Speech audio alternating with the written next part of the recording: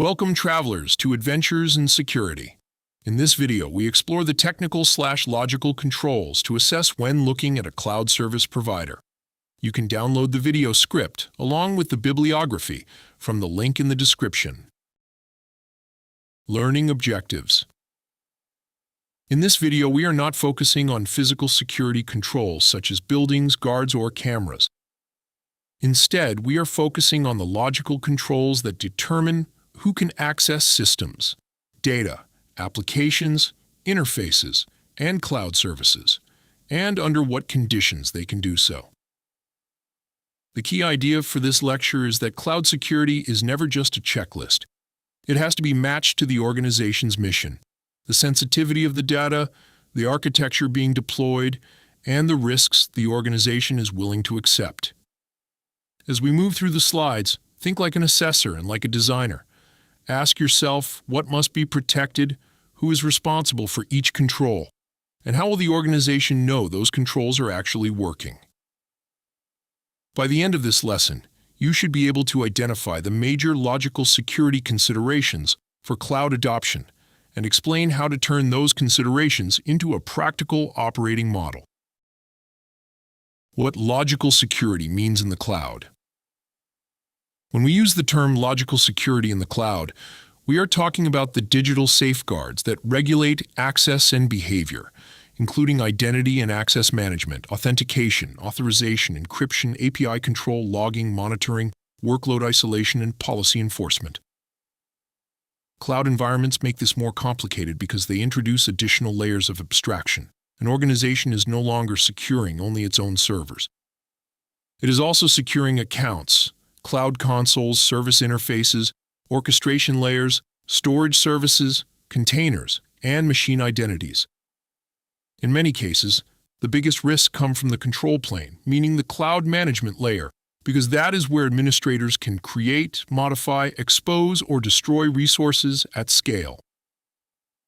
A strong cloud design therefore protects both the data plane, where business workloads process information, and the control plane, where privileged users and automation manage the environment. That is why logical security has to be designed as an architecture, not just configured one setting at a time. Mission, data, and shared responsibility. The first step in any cloud assessment is not technology. It is context. Before selecting tools or controls, the organization must define what the cloud environment is supposed to do, what data it will hold, and what business risks would be unacceptable. That means looking at confidentiality, integrity, availability, privacy, and compliance requirements. Next, data must be classified and its movement mapped.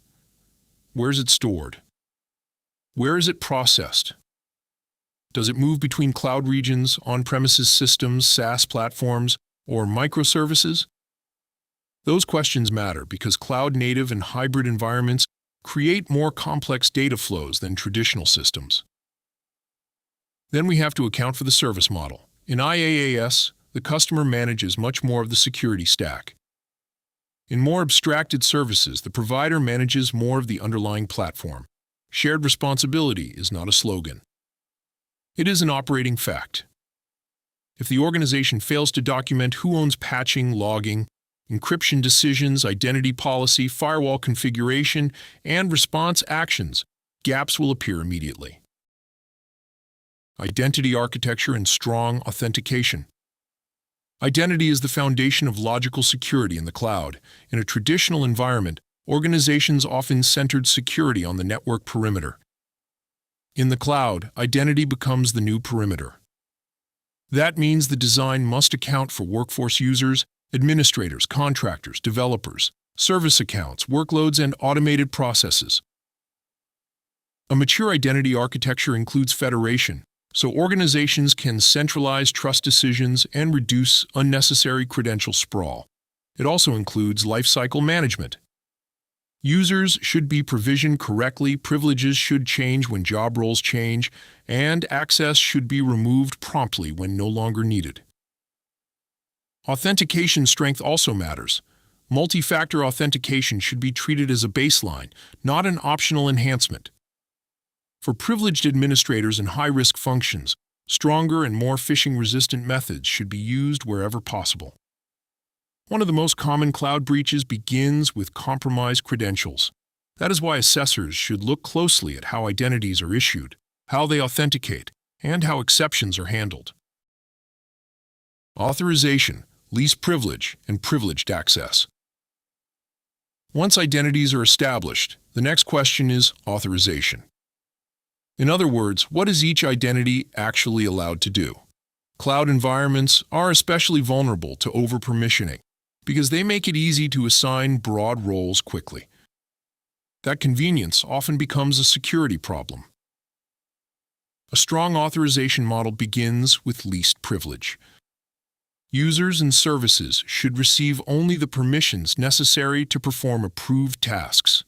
In many cases, organizations use role-based access control for simplicity. But as environments scale, attribute-based access control becomes valuable because it can evaluate multiple factors, such as user role, resource type, project, data sensitivity, and environmental conditions. Privileged access deserves special treatment. Administrative access to the control plane, IAM systems, key management tools, and deployment pipelines should be narrowly scoped, carefully approved, and heavily logged. One useful way to explain this is simple. A normal user account may affect one task, but a privileged cloud account can affect the whole enterprise. That difference is why privilege identity design must be stricter than standard access design. Workload identity, zero trust, and segmentation. Modern cloud systems are not just users connecting to servers. They are often collections of services calling other services through APIs. That means workloads need identities, too. Containers, functions, service mesh components, and automation tools all need a trustworthy way to authenticate and receive authorization decisions. This is where zero trust becomes important. Zero trust means we do not assume a request is safe just because it comes from an internal network or a familiar subnet. Instead, access decisions are based on identities, policy, context, and verification. In the cloud, that approach is especially relevant because resources may be distributed across regions, providers, and hybrid environments. Segmentation should also evolve. Instead of relying only on broad network zones, organizations should segment by application, tenant, environment, identity, and data sensitivity. They should also protect east-west traffic, meaning service-to-service communications, not only north-south traffic that crosses the external boundary. In short, cloud security must follow the resource and the identity, not just the cable path. APIs, tenant isolation, data protection, and key management. Cloud security assessments must pay close attention to interfaces. Most cloud activity happens through APIs, consoles, orchestration tools, or service endpoints. If those interfaces are weakly protected, the environment may look secure on paper while remaining highly exposed in practice. Another major issue is isolation. In multi-tenant or container-heavy environments, the organization has to ensure that one workload, tenant, or service cannot improperly access another. Isolation is not just a performance concern, it is a core logical security requirement. Data protection must then be aligned to sensitivity. Organizations should protect data at rest, in transit, and in use where possible, and they should pay attention to east-west traffic inside cloud-native environments, not just external connections. Finally, encryption is only as strong as the supporting key management program. Assessors should ask how keys are created, stored, rotated, backed up, revoked, and destroyed. The same principle applies to secrets, tokens, and certificates. Poor secret management can undermine otherwise strong authentication and encryption controls. Configuration management, secure baselines, and patching. One of the most persistent cloud risks is misconfiguration. Public exposure of storage, overly permissive firewall rules, weak identity settings, and disabled logging have all led to major incidents. That is why secure configuration management is one of the most practical and important parts of cloud logical security. The organization must begin with inventory. It cannot secure resources it does not know exist. That inventory should include accounts, subscriptions, workloads, storage, identities, keys, containers, and security tooling. From there, the organization should establish secure baselines. A baseline defines what good looks like for identity settings, logging, networking, encryption, storage access, and administrative controls. But baselines are only useful if drift is detected. Cloud environments change rapidly, so continuous assessment is essential. Patching is part of this discussion as well. The organization must clearly define which party patches what. In IaaS, the customer still owns a significant amount of patching and configuration. In managed services, some responsibility shifts to the provider, but customer-side settings still matter greatly. Application security, cloud-native controls, and DevSecOps. A common mistake in cloud security is to focus on infrastructure and ignore the application layer. But insecure code, weak APIs, flawed dependencies, and unsafe deployment pipelines can defeat strong infrastructure controls. Logical security must therefore include application and interface security from development through operations. In cloud-native systems, this becomes even more important. Microservices communicate constantly, often through a service mesh. That creates a need for mutual authentication, strong authorization policies, service identity, and runtime monitoring. These are not optional advanced features. They are foundational protections in distributed architectures. The development pipeline also becomes part of the attack surface. If an attacker compromises a build system, artifact repository, deployment credential, or dependency source, malicious code can be introduced before production even begins. DevSecOps aims to address that by integrating security checks, provenance, approvals, scanning, and policy enforcement into the CI/CD pipeline. A good assessment therefore looks beyond the deployed workload and asks how the software got there, who approved it, and what trust evidence supports that release. Logging, telemetry, and continuous monitoring. Logging and telemetry are what allow an organization to see what is happening in its cloud environment. Without them, even well-designed controls become difficult to validate.